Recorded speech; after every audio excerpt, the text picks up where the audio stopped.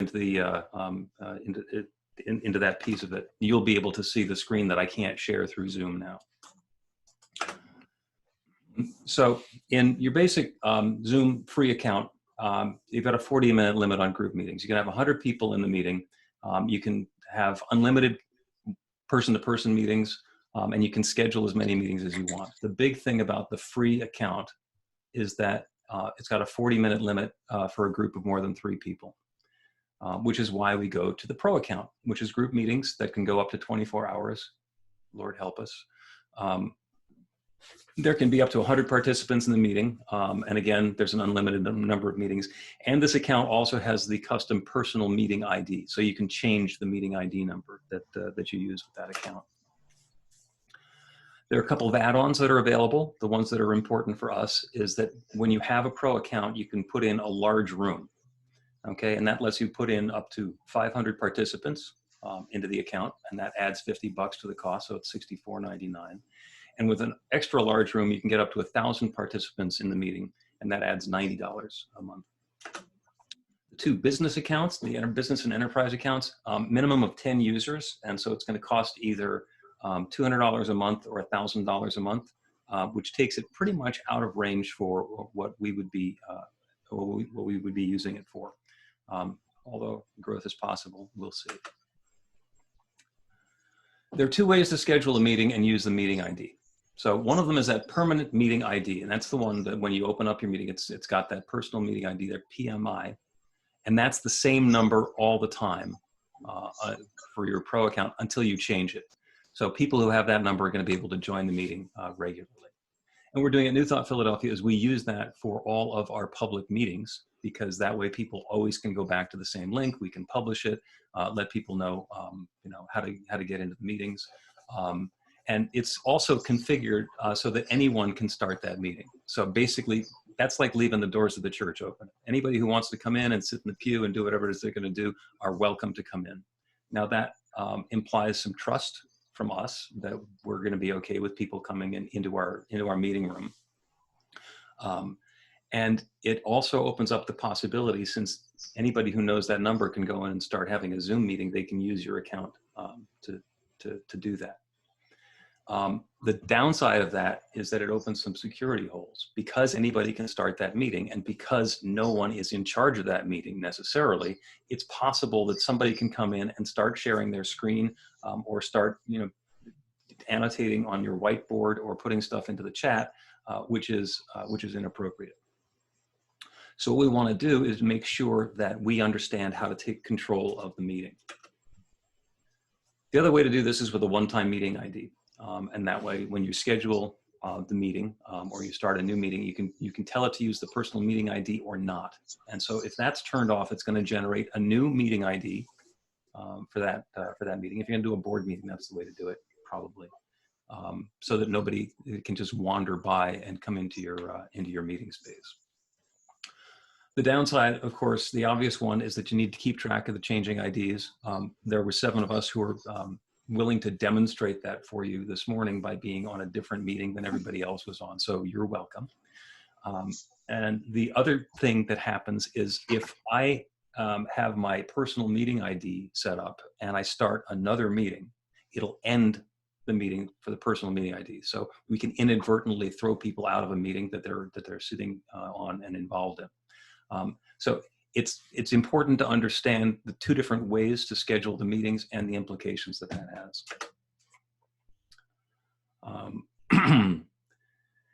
There are 3 different kinds of settings. There are the default settings, and I'm going to get into detail on the settings in a little bit. And the reason that I wanted to go over this is because you might think that you're making a change, but then later that change didn't apply.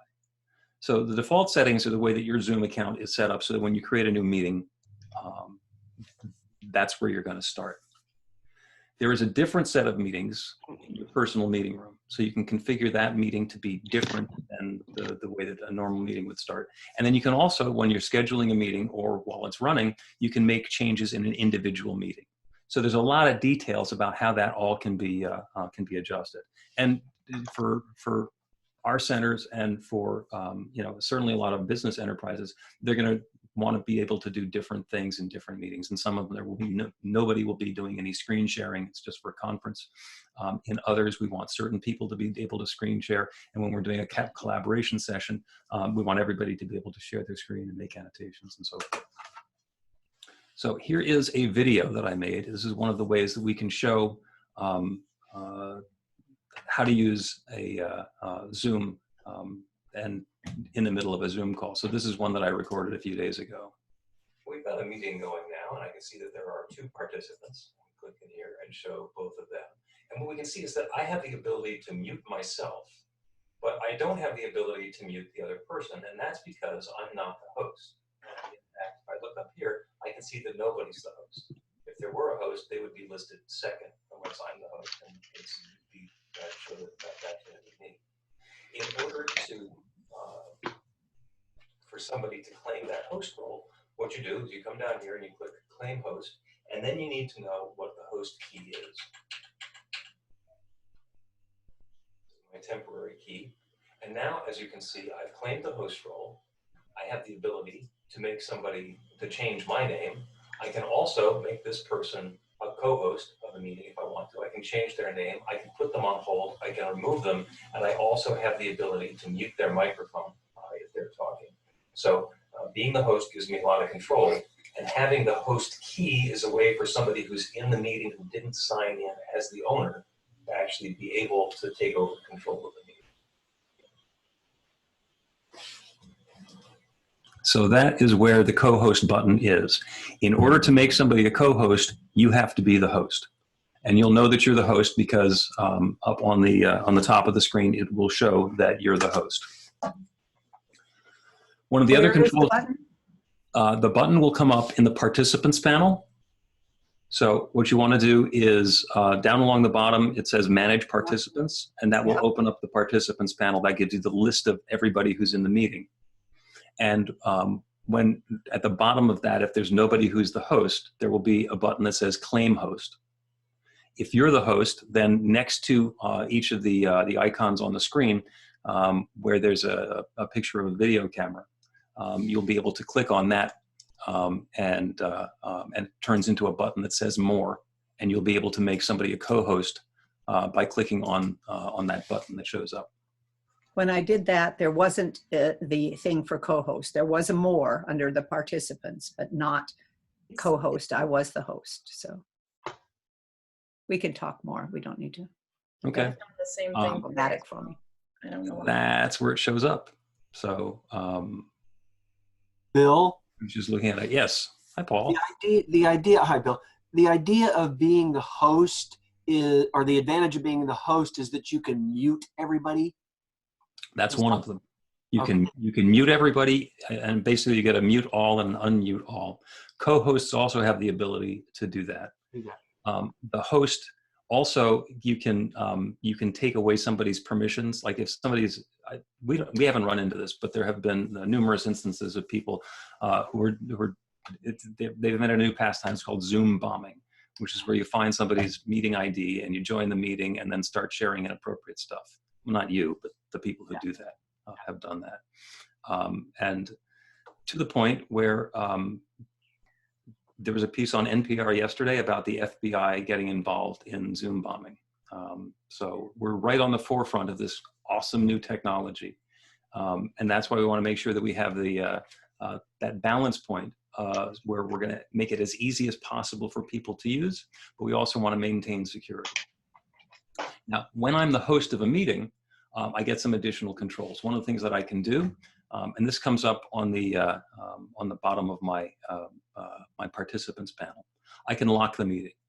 And what happens is, if I'm having a board meeting and we're using our the personal meeting ID, then to keep somebody else from jumping in the middle of the board meeting, as soon as all the board members are in, I can lock the meeting, and that prevents anybody else from joining it, even if they have access to the meeting. There's some other things we can do. Allow the participants to unmute themselves.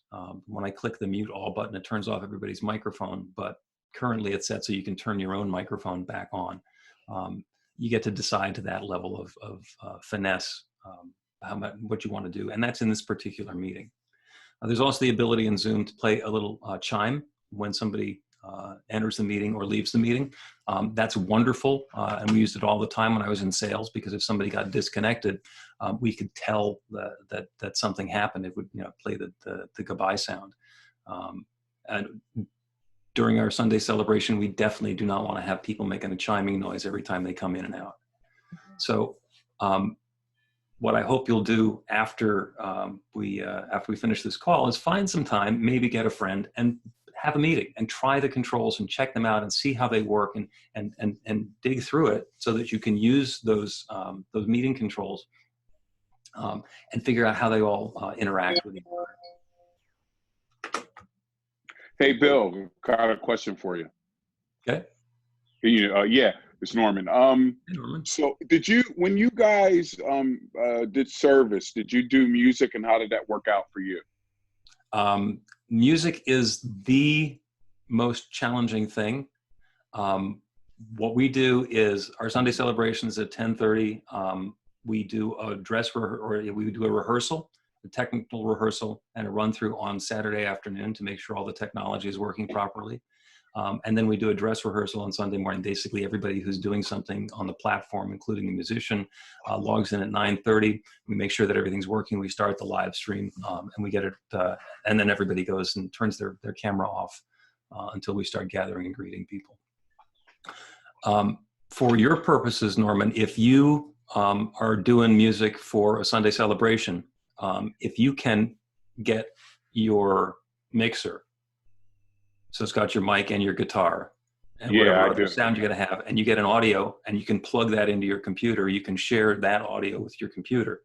And then people will be hearing, and then you mute your microphone, people will be hearing your mix rather than the acoustic sound in the room. Gotcha. Yeah, I'll just see. I've been doing it on my cell phone because my laptop is a little broken right now. So right. I'll figure it out for this week. I think my whole thing is that I know that there was an issue with latency with one of our musicians, but I think that she was the only one that had to deal with it. So, yep. Do you find that happening at all, or?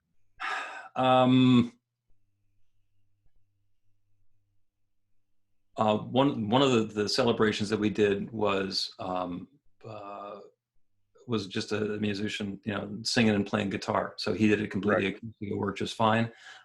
We had a couple of others who had some technology. One, you know, who uses a vocal looper, basically played everything into a speaker in her room, and we picked up sound from that. It worked okay.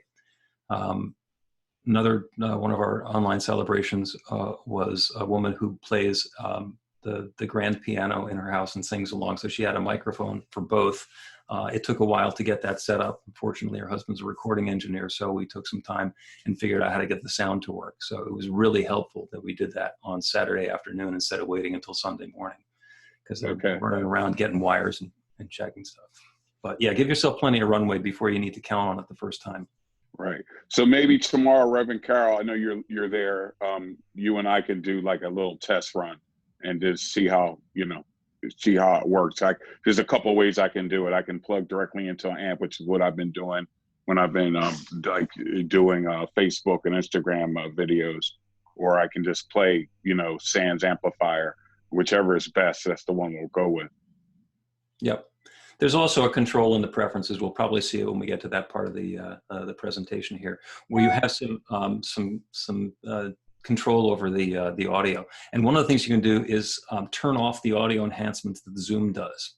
I think it's called use original audio or something, because believe it or not, keeping track of all of the simultaneous sound inputs so that I'm hearing everybody else, but I'm not hearing myself, and you're not hearing an echo of yourself as it comes back through my speakers. There's a lot of technology that's going on to improve the sound, and it's possible that that's going to undermine the sound for some of your users. So again, play around with the settings when you get to the rehearsal. Okay. Thanks. Sure. So when you get into a meeting, you're going to join the audio. And most people at this point are joining using computer audio. And what you're going to do is you can click the join with computer audio button, or you can test the mic and speakers, which will play some sound through the speaker that you're going to be using. And it'll also it'll record the sound through your microphone and play it back through your speaker. So you make sure that you're sounding the way that you want it to sound. It's also possible to join by phone. And what happens is you'll dial into this number, and then you put in the meeting ID number, and then it says put in your participant code.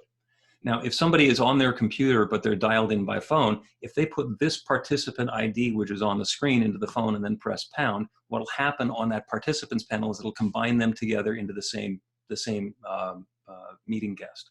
So it knows that that's the person it's their computer video, but it's their phone audio, and it merges them together. So there's a good reason to do that.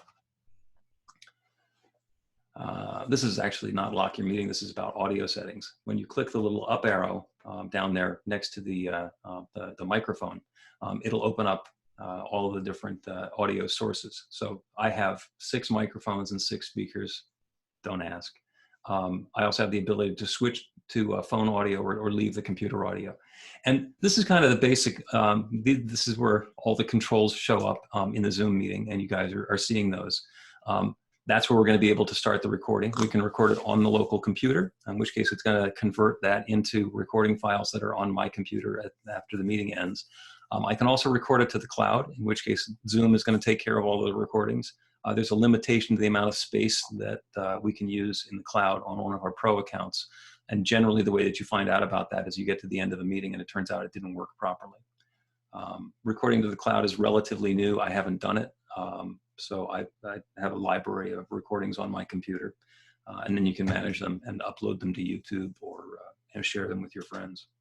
Bill, as host, you're the only one that can do that? To record the, yeah.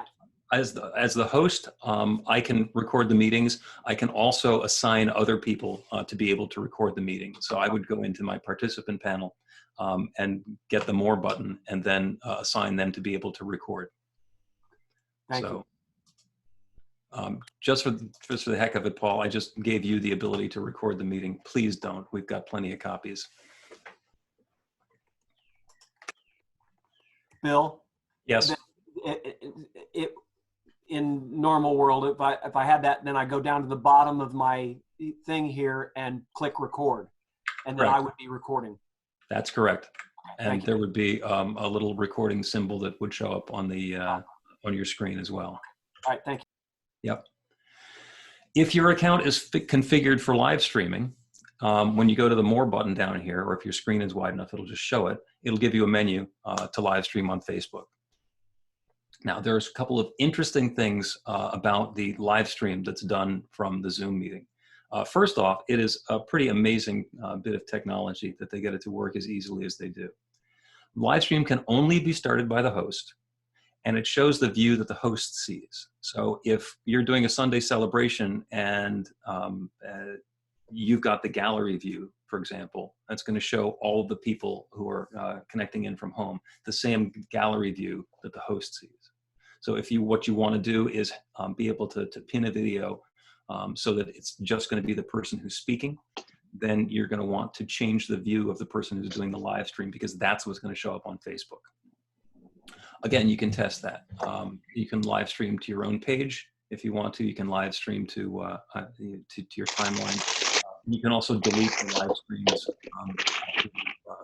Hey, Bill, could you just go back with that live stream to Facebook and hiding, because that's our biggest thing, is hiding all the participants? Say that again. You want to hide the participants so that people on Facebook can't see them? Yes. You have to ask them to turn their video off. You can't control that? You can turn off the cameras. Well, what about just going up to speaker view and say presenter only, and then you can do that, then that will show the person who's currently speaking. Yeah. And it will be possible if somebody shares that they're going to be on Facebook, because it'll put that speaker view. No, this would be for, you don't want, like Sunday service, you don't want people, you don't want to see everybody. You know, people aren't presentable even, don't want to be seen. So just the person speaking to be seen, how would you hide everyone else then? It kind of gets back to what the intention is for the event.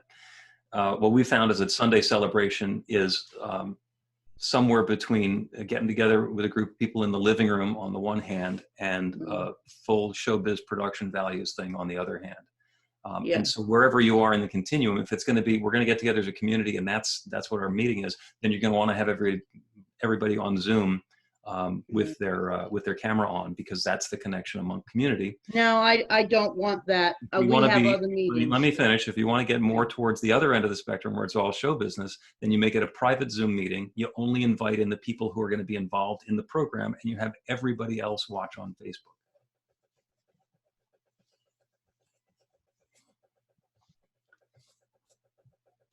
So there's only one presentation that you get to put together on Zoom. And if you want to be able to limit that down so that you've got, the people who are presentable, because when somebody's in the meeting, they can share their camera and there's every possibility it's going to be visible. So let me just be clear on this. So I'm doing a Sunday service. It's open to everyone, but I don't want to see everyone. I don't want everybody seeing it, especially if it's going on social media, and I don't have that permission. But I want everyone to be able to join, but just the speaker being shown. You can do that by the person who's doing the live stream switches from gallery view to speaker view, in which case by managing who's speaking, you can keep everybody else off the screen. Okay. If it's a privacy issue where you think you need to have permission in order to put them onto the Facebook stream, then you would there's the possibility that they're going to be on screen, especially if you do something like a wisdom share or a callback, where people get to talk about how their prayers are working and stuff. They will wind up on screen and in the live stream. You can turn off their cameras. You have the ability as a host to turn off their cameras, in which case their picture won't show up. But if they turn on their microphone, they'll be sharing. It's the sort of thing you can practice with a little bit. When I click on, was that helpful? Hey, Bill, can't you turn off all the microphones too, though? Yeah, we can do. Yeah, you can turn off all the microphones, and you can configure it so that people can't turn their own microphone back on. I was more concerned about the people's video, their own faces showing up. This is not an interactive service. It is just a few hosts, someone doing meditation, someone doing prayer, and the speaker, period. If nobody else is going to be participating, then you might want to consider putting it on just doing the Zoom meeting amongst the people on the platform and let everybody else participate on Facebook or YouTube. You can also record it, Margaret, if it's not interactive, and then play it. Mm-hmm. Yeah, I am. Something that I'm not prepared to get into in detail in this meeting is music copyright. Since we all qualify as churches or religious organizations, we are allowed to use copyrighted music in our services, and that includes a live stream. However, it does not include the recording of the live stream after the fact. So that's the topic for another meeting. Just something that's worth keeping, being aware of. I would imagine that for the next couple of weeks, no one's really going to be policing that. But just like I say, something to be aware of. Any other questions we need to answer now before I press on?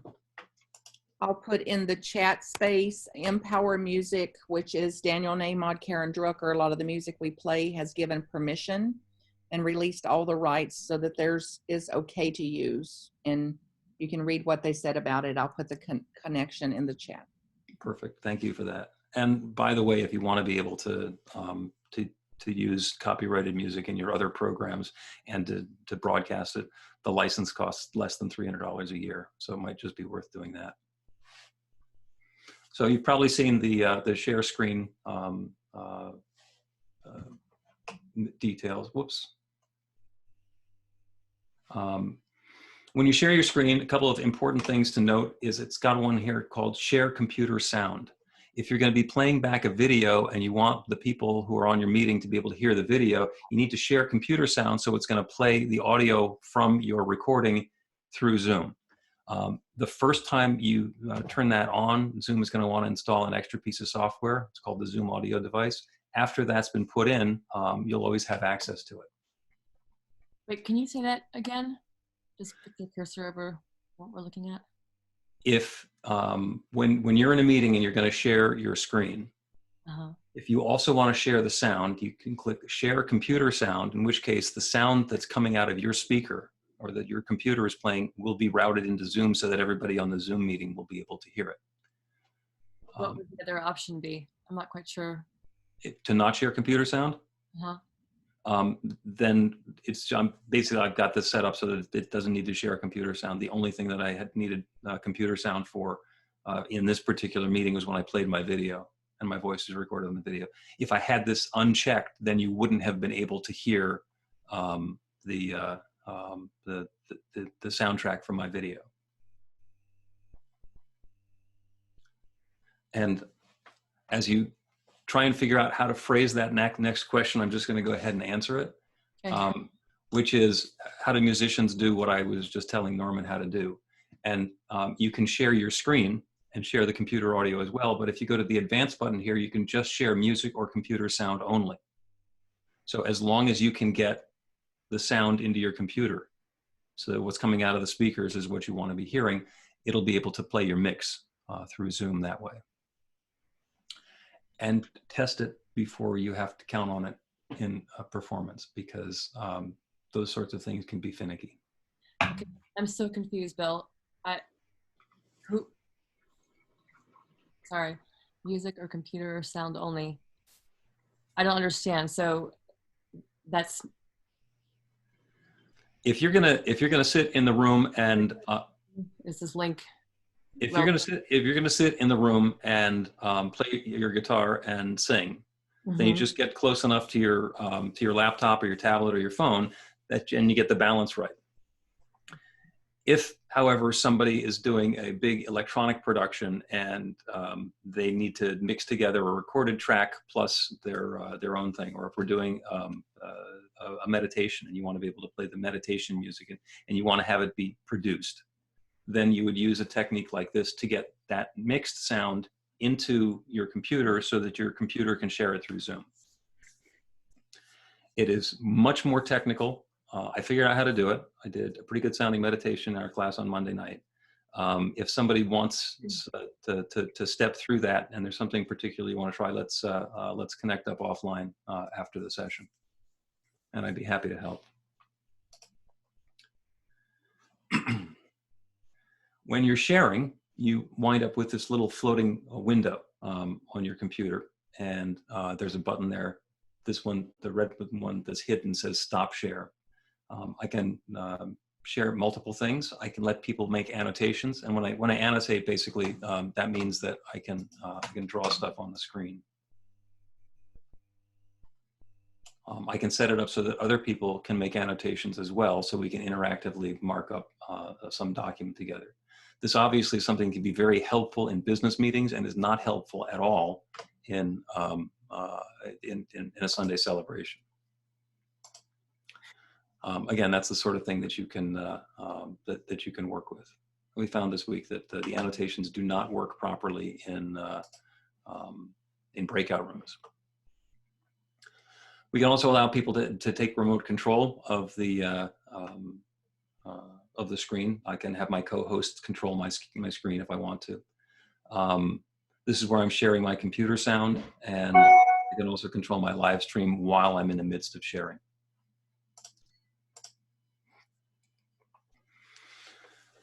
So those are all the things that we can do. I'm going to show you where some of the settings are. There are a lot of different ways to get the settings open in Zoom. If you're looking at your Zoom login panel, there's a little gear icon that you can click on. When you've got the application running, you can also click in the top in the menu bar and go to Zoom settings. And that brings up these basic Zoom settings, which are inside of your inside of the Zoom software.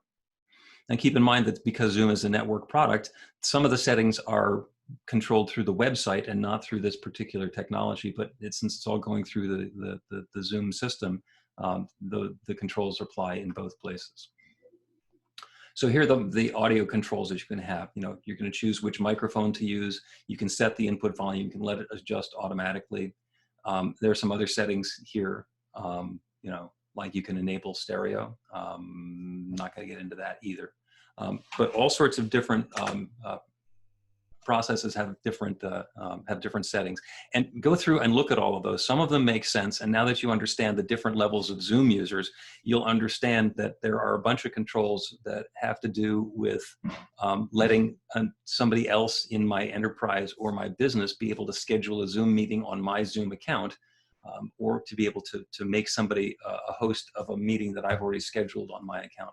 We won't be able to do that because we've got the Pro account, which doesn't include those features.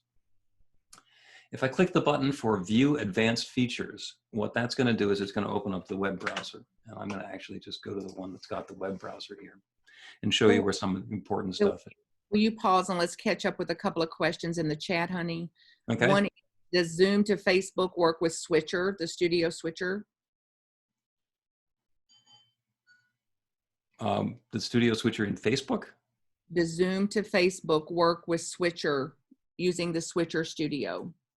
I don't know. I have not tried that one. PJ, the call I was on earlier this week said it did. I've not tested it, but their feedback was that they use Switcher to do what we're describing here. So I didn't practice it and Bill doesn't know. And then Linda Machesik asked, can you back up and walk through how to play a recording during the meeting? So it looked like you had your recording embedded in a PowerPoint presentation, Bill. Yes. What I'm going to do is, first of all, it depends completely on how the recording was created. So the recording is going to exist somewhere. And what I did is I put it into the, actually I'm doing Google Slides. So I loaded that, my YouTube video actually into the slide. And then when I shared my screen, I included the audio share. So when I got to that slide and I played the recording, it included the audio from the recording in my screen share. Now I had to be sharing my screen, and I was also sharing computer audio with the screen share. Mm-hmm. So if it's an MP3 file or an MP4, like what would be the technique? Whichever software you're using to play that back, whether it's going to be just sound or if it's going to be sound and video. When you click the screen share button, you're going to either share your screen, or you can share the screen for your video player, your MP4 player, and include audio, in which case it's going to share that screen and everybody's going to be able to see the video and be able to hear the audio from that video. If you just want to play sound, then you don't have to share your screen. You can use that advanced tab to just share sound, in which case you can play the audio through through Zoom. So you can also just share your screen so people are going to be able to look at your desktop, or they'll be able to see the MP3 player on your screen. Thank you, Bill. I will, Linda, I can work with you offline on this also. Okay, and it's also pretty easy if you have a video file on your desktop and you want to put it into a Google slide, you just upload it into your Google Drive and put the link in. So there's lots of different ways to use the technology there. And what happens is Zoom is a really well-connected player, so it leverages your ability to create stuff in other ways. And that's why we want to try stuff out and make sure that it works. That's why it's very difficult to share the Zoom controls while we're on a Zoom meeting. I could take an external webcam and point it at my screen. But as soon as I do that, I'm going to get that video feedback. So we're going to see my screen inside my screen, inside my screen, inside my screen. Because it was designed to let the other software be featured. We've got about 5 minutes, Bill. How are you doing? Well, we will definitely use up the 5 minutes. What I'll do is I'll jump through quickly and show you the things that I think are really important. So when I go to my Zoom settings and I log in, and it's going to show me the info about my Zoom account. The first piece here is the profile. That's where I can upload my picture. I can change the name of the organization. That's where my personal meeting ID and my link is. The things that are going to be really important for us, down to the bottom here. I can change my password, and I can also set my host key. Now, it's crucial that you know what your host key is. And if you are going to be having open meetings where people can log in, whether it's going to be an evening presentation, or if your men's group is going to be getting together and they're going to have a meeting, somebody who's going to be on that meeting needs to have the host key, because otherwise it's just a bunch of people who are wandering by and the metaphor is an empty building. They're coming into your sanctuary, your meeting space, and anybody can come in through the door, and nobody has control for who's going to be allowed in or not. So the host key is really important. You can set your host key. I've shared that with my board members and practitioners, so that we can all claim the host role in one of our meetings. And that's pretty much, there's always one of us who's going to be in the meeting, so we're not going to have a meeting running out of control. Get your host key, really important, and keep it as to a smaller group as possible, because once somebody knows what the host key is, they can always claim the host role in a meeting. And if you have somebody who has it and you don't want them to have it, then you have to change it and make sure everybody else knows your new one. Under meetings here, I can schedule a meeting. This is the practitioner meeting that's set up for Monday. That's using a special meeting ID. I have a log of all the meetings that I've run. These are the details for my personal meeting room. And all of these meetings can have different settings, as I told you before. Whenever I schedule a meeting, it's going to be set with my default settings. And I will also be able to change it for a particular meeting.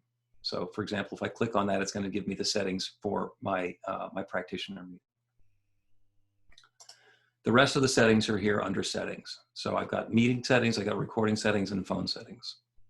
And go through these. Hopefully now that we've gone over some of the language and the structure of Zoom, you'll understand what they mean. Some are really easy.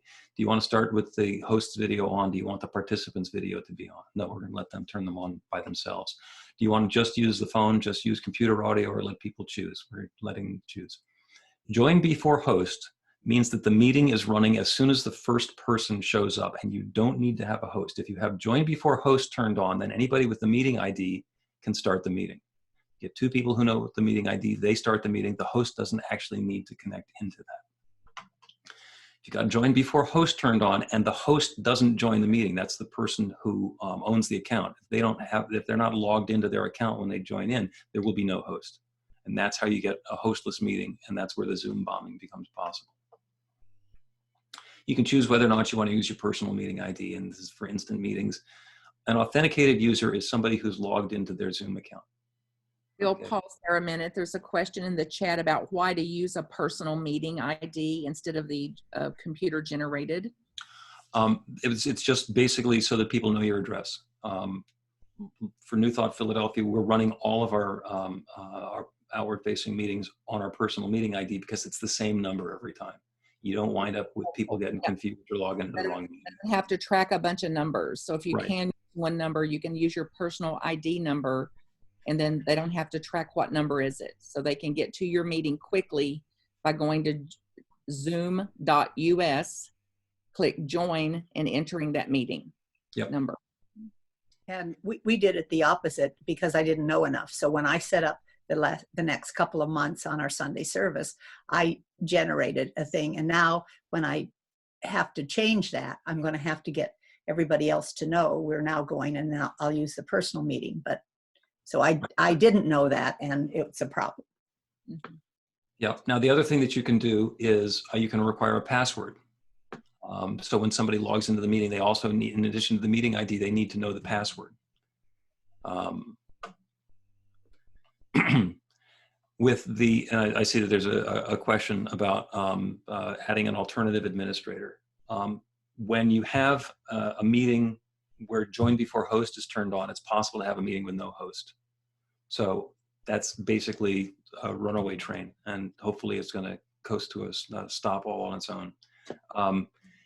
If somebody claims the host role, then they have control over who else is going to be the host, and can start live streaming and make those other things happen.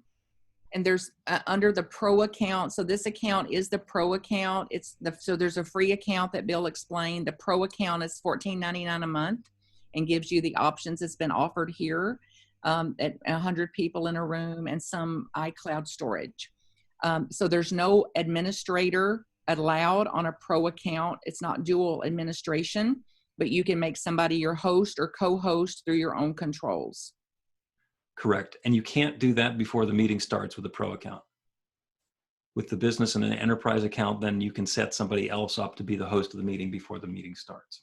You go through the rest of this, it's got all sorts of things which are relatively understandable. We're right up against the hour. And go through this and see what the details are. Is the host allowed to add co-hosts? If it's not showing up in your screen, it's probably because this is turned off either in the meeting that you're in or in your default meeting. Same thing with polling. Is the host allowed to put people on hold? Who's allowed to do a screen share? You may want to just have the host be able to do a screen share, or somebody who's been made a co-host, which is going to prevent somebody from playing their own video in the middle of your meeting.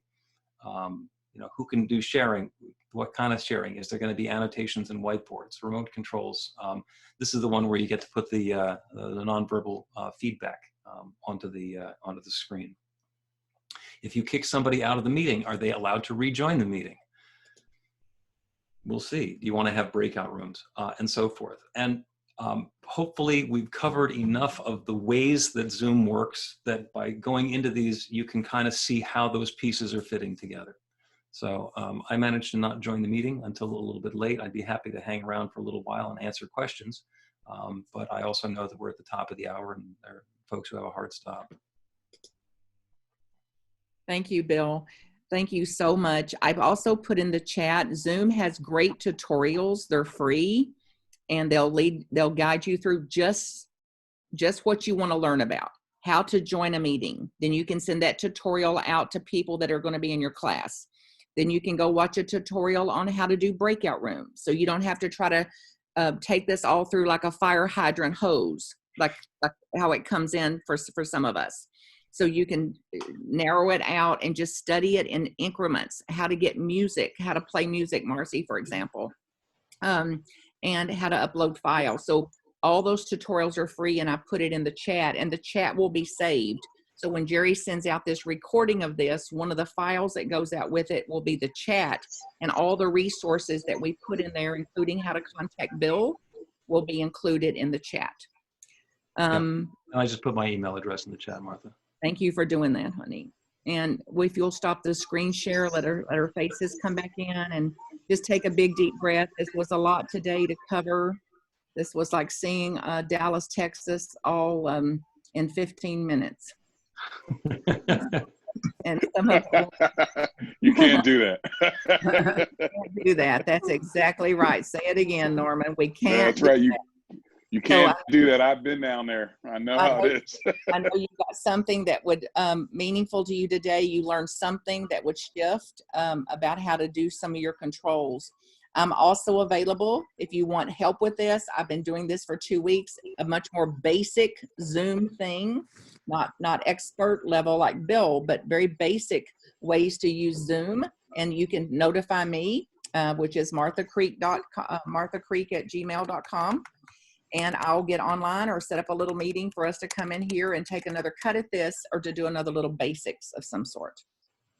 So next week, there's no Anton meeting during the Holy Week. And then starting after that, we'll meet every Thursday for a while at noon Eastern on Thursdays. And this will be coming out in our communiques. You can invite other people to come on the talks. We'll be talking some, resourcing some, praying some. There's a speaker series with this real high righteous type of leader that just talks a lot. That'll be in there one Thursday. And Who could that be? Yeah. That is that Martha Creek is being interviewed this Yeah. month. That was set up months ago. So yeah, it was set up months ago, just so you know.